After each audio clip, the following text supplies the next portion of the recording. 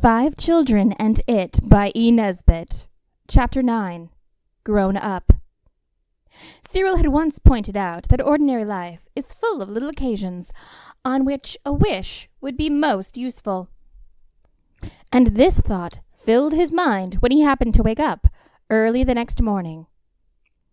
It had been a 2-day-long occupation getting the pony cart home from the fairgrounds. And so now, Cyril dressed hastily. He did not take a bath, because the bathtub was made of tin, and tin baths are so noisy. And he had no wish to rouse Robert. And so he slipped off alone, as Anthea had done, and ran through the dewy morning to the sand-pit. He dug up the Psammead very carefully and kindly, and began the conversation by asking whether or not it felt any ill effects from the brief contact it had with Robert's tears the day before, yesterday.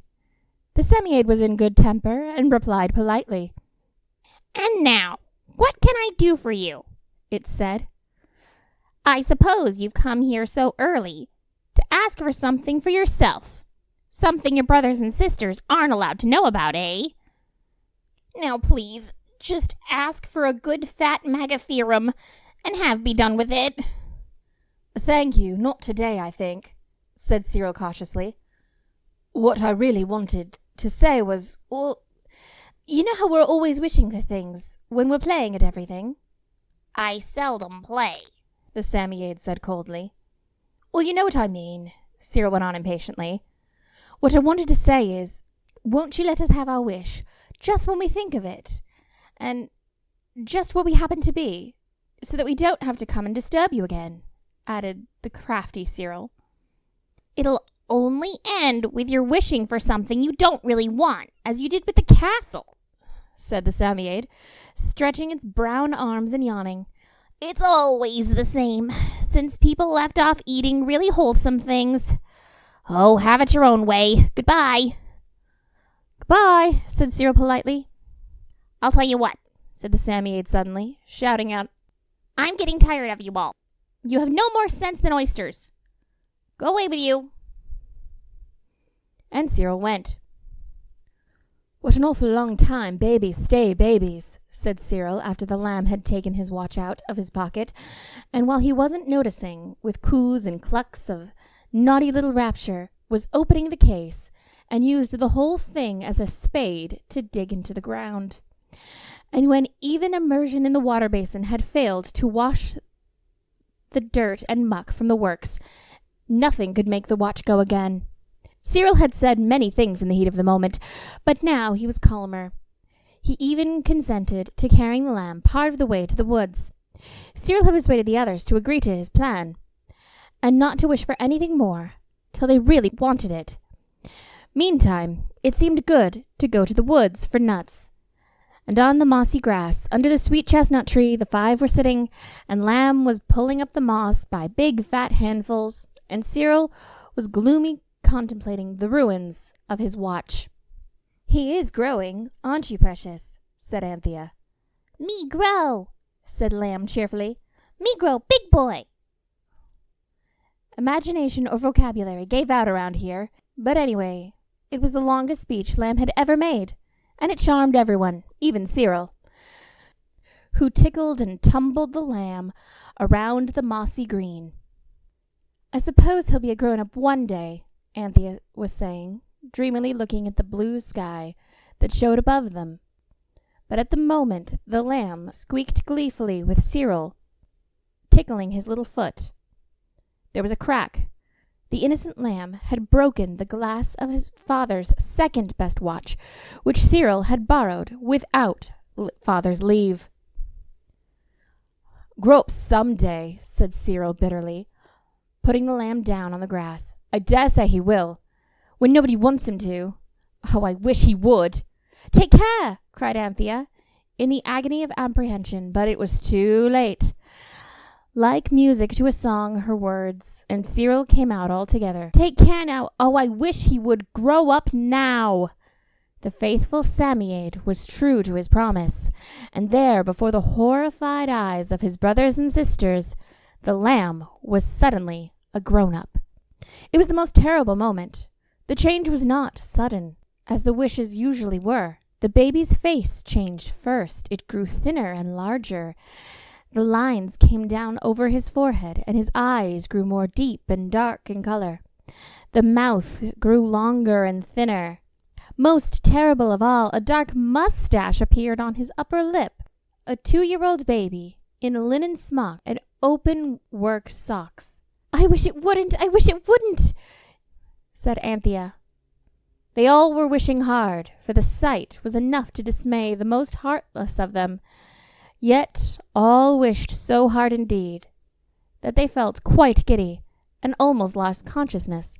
But the wishing was quite in vain, for when the wood ceased to whirl around, and their dazzled eyes could once again see the spectacle before them, a proper-looking young man in flannels and a straw hat, a young man who wore the same little black mustache which had just sprouted upon their baby brother's lip.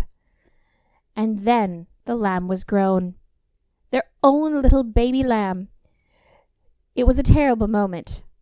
The grown-up lamb moved gracefully across the moss and settled himself against the trunk of the chestnut tree. He tilted the straw hat over his eyes. He was evidently weary. He was going to sleep. The lamb, the original, little, tiresome, beloved lamb, often went to sleep at odd times, in unexpected places. Was this new lamb, in the gray flannel suit and the pale green necktie, like their lamb? Or had his mind grown up together with his body? That was the question which the others, in the horrified council, quickly tried to discern. "Whichever it is, it'll just be awful," said Anthea. "If his inside senses are grown up too, he won't stand our looking after him. And if he's still a baby inside of him now, what on earth are we going to do with him?"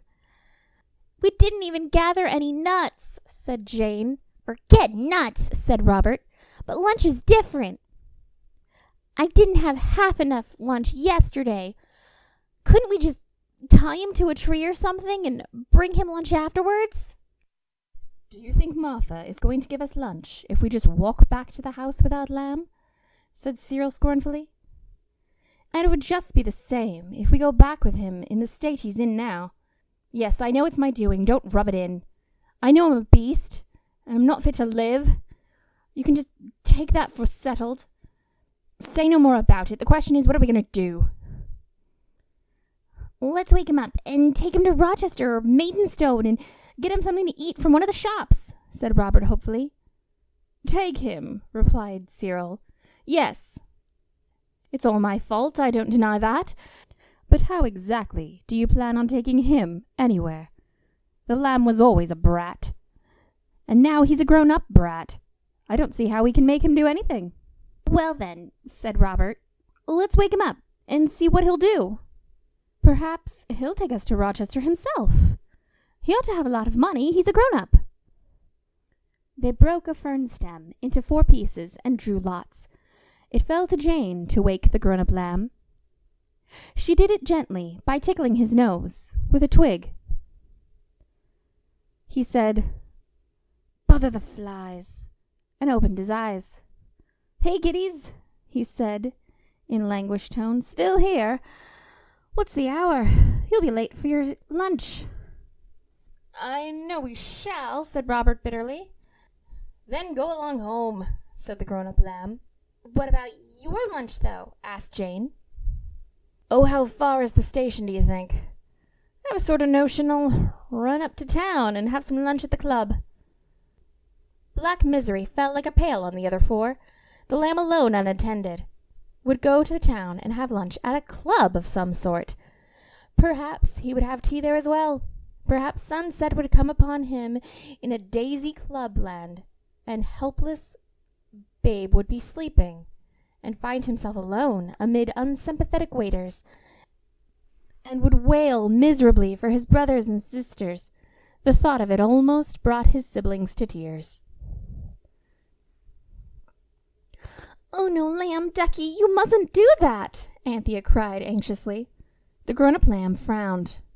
"My dear Anthea," he said, "how often am I to tell you that my name is Henry St. Demar or Devereux. Any of my baptismal names are free to my little brothers and sisters, but not Lamb, a relic of far-off childhood. It was awful. He was their elder brother now, was he? Well, of course he was, for he was a grown-up and they were still children, but all of this was discussed in whispers later by Anthea and Robert. But the almost daily adventures resulting from the Sammyids' wishes were making the children wise beyond their years. "Dear Henry," said Anthea, and the others choked at the name. "You know, Father didn't wish for you to go to London. He wouldn't like us to be left alone, without you to take care of us. It's such a deceitful thing, you running off by yourself," she added. "Look here," said Cyril. "If you're our elder brother, why not behave like such, and take us to Maidstone, and give us a jolly good time?" "I'm indefinitely obliged to you," said Lamb courteously, "but I should prefer solitude. Go home to lunch. Perhaps I'll be home for tea time, but I may not be home until after you're in your beds." Their beds? The other four looked at each other. They would certainly be in bed if they went home without Lamb. "We promised Mother not to lose sight of you," said Jane before the others could stop her. "Now look here, Jane," said the grown-up Lamb, putting his hands in his pockets and looking down at her. "Little girls should be seen and not heard. You kids must listen and not make yourselves a nuisance. Run along home now, and perhaps if you're good, I'll give you a penny." "Look here," said Cyril, in a man-to-man tone, or nearest he could come to it. "Where are you going, old man?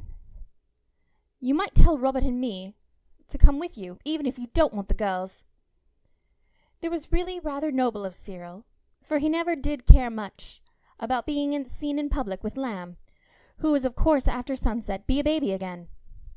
The man-to-man tone, meek as it was, succeeded. "I shall run over to Maidstone on my bike," said the new Lamb airily, fingering his little black mustache. "I can lunch the Crown, and perhaps I'll have a pull at the river. But I can't take you along, can I? Run along home like good little children." Their position was desperate. Robert exchanged a despairing look with Cyril. Anthea detached a pin from her waistband, a pin whose withdrawal left a gaping chasm of skirt and bodice, handed it fervently to Robert, and with a grimace of darkest, deepest meaning, Robert slumped away to the road. There, sure enough, stood a bicycle, a beautiful new one. Of course, Robert understood at once that if the Lamb was a grown-up, he must have a bicycle. This had always been one of Robert's own reasonings for wishing to be a grown-up. He hastily began to use the pin. 11 punctures in the back tire, 7 in front. He would have made the whole 22, but for the rustling of the yellowing leaves, which warned him of the approach of the others. He hastily leaned a hand on each wheel, and was rewarded by a whoosh of what was left of the air escaping the 18 neat little holes. "Your bike's run down," said Robert, wondering how he could so easily have learned to deceive. "So it is," said Cyril. "It's some sort of puncture," said Anthea, stooping down and standing up again, with a thorn she had purposely palmed earlier. "Look here!" The grown-up Lamb, or Henry, as I suppose I must call him now, fixed his pump and blew up the tire. The punctured state of it was soon evident. "I suppose there's a cottage nearby where I could get a pail of water?" said the Lamb.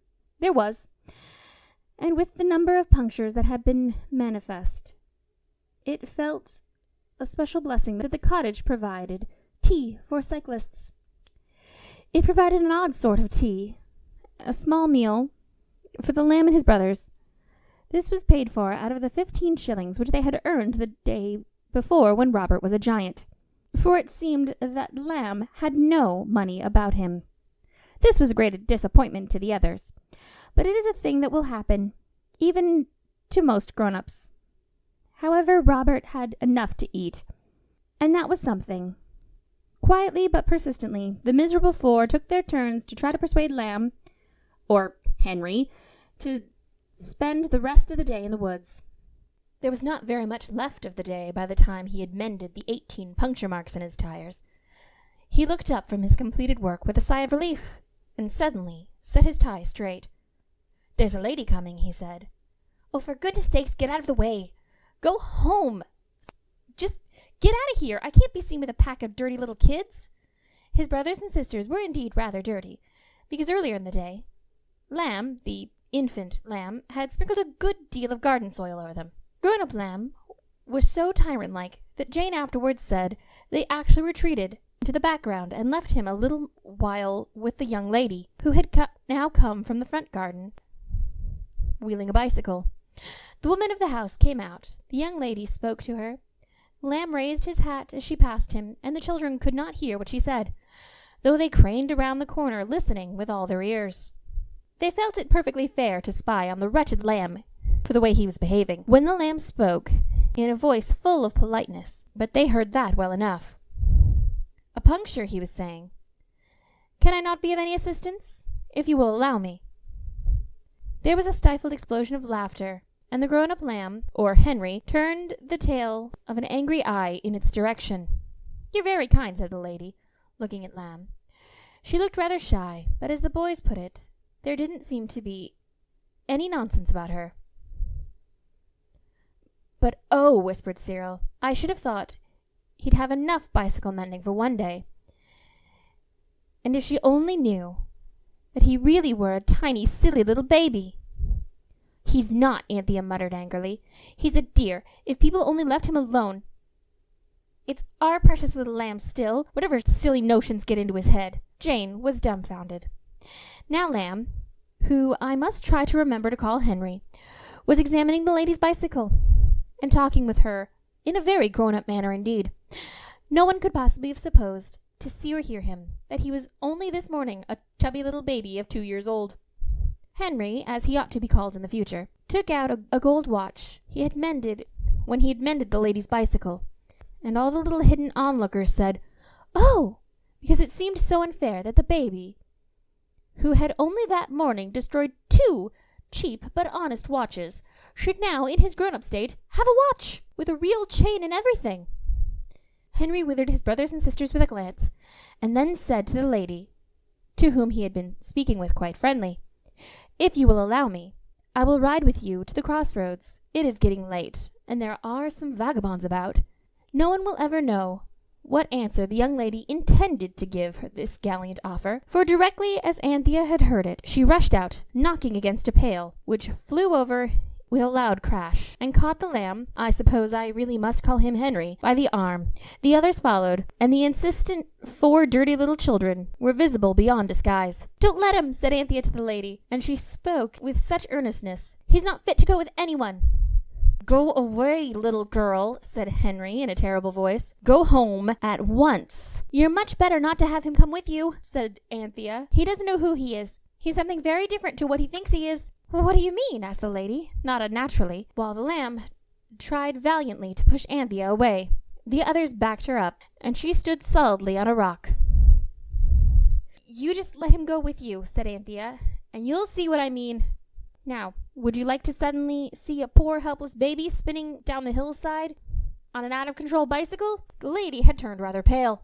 "Who are these dirty little children?" she asked the grown-up Lamb. I mean Henry. "I don't know," he lied. "Oh, Lamb, how could you?" cried Jane, "when you know perfectly well you were your own little baby brothers and sisters." She explained, turning to the lady, who was trembling now, and turning her bicycle towards the gate. "We have to take care of him. We must get him home before sunset, or I don't know whatever will become of us. You see, he's enchanted right now."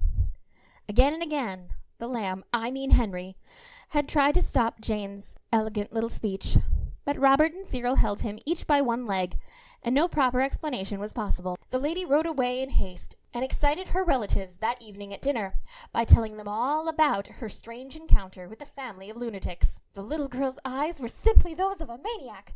I can't think to know how she came to be at large. They all ought to be locked up. When her bicycle had whizzed away on the road, Cyril spoke gravely. "Henry, old chap," he said, "you must have had some sunstroke or something. The things you've been saying to that lady. Why, if we were to tell you the things that you said, when you're yourself again, tomorrow morning, you wouldn't even understand them, let alone believe them. You must trust me, old chap, and come home now. You're not yourself today. We'll ask the milkman to fetch the doctor to come have a look at you. The poor grown-up lamb, Henry, seemed now to be too bewildered to resist. Since you all seem to be as mad as the whole company of hatters, he said bitterly, I suppose I had better take you home. But believe me, I'll have something to say to you tomorrow. Oh, yes, you will, said Anthea, under her breath. But it won't be the sort of thing you're thinking of saying now. In her heart, she could hear the pretty, soft, little loving voice of baby lamb, so different from the tones of this dreadful grown-up, saying, Me too, Anthea. Wants to come home too. Oh, let's go home for goodness sakes, she said. You shall say whatever you'd like in the morning.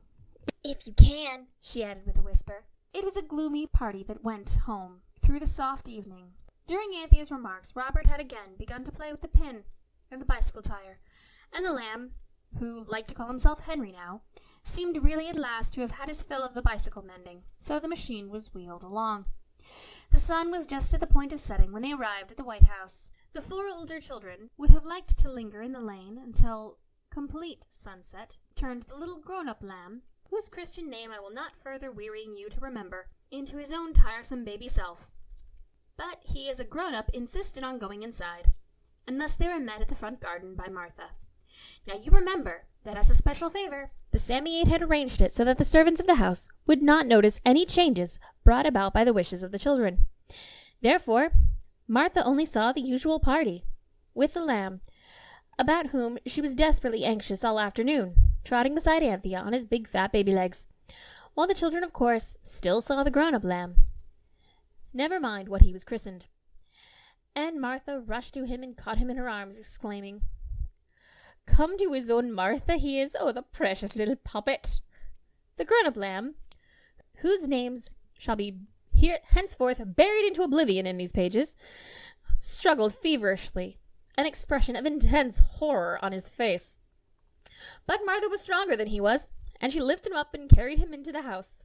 None of the children will ever forget that image, and I dare say neither will you. The neat little gray flannelled suit grown-up young man, in his green necktie and his black mustache, struggled in the sturdy arms of Martha, who bore him away helplessly, imploring him as she went on to be a good boy now, and come and have a nice bite to eat. Fortunately, the sunset had reached the doorsteps, and the bicycle disappeared, and Martha was seen to carry into the house the real, live, darling, sleeping 2-year-old lamb. The grown-up lamb, nameless henceforth, was gone forever. Forever, said Cyril, because as soon as ever lamb's old enough to be bullied, we must jolly well begin bullying him for his own good. He mustn't grow up to be anything like that. You shan't bully him, said Anthea. Not if I can stop it. We will tame him with kindness, said Jane. You see, said Robert, if he grows up in the usual way, there'll be plenty of time to correct him along the way. The awful thing today was his grown-up self, because he had grown up so suddenly, and no time to improve at all. He doesn't need any improving, said Anthea in a voice. The lamb came cooing through the doorway. Me love Anthea. Want to come to Anthea, he said.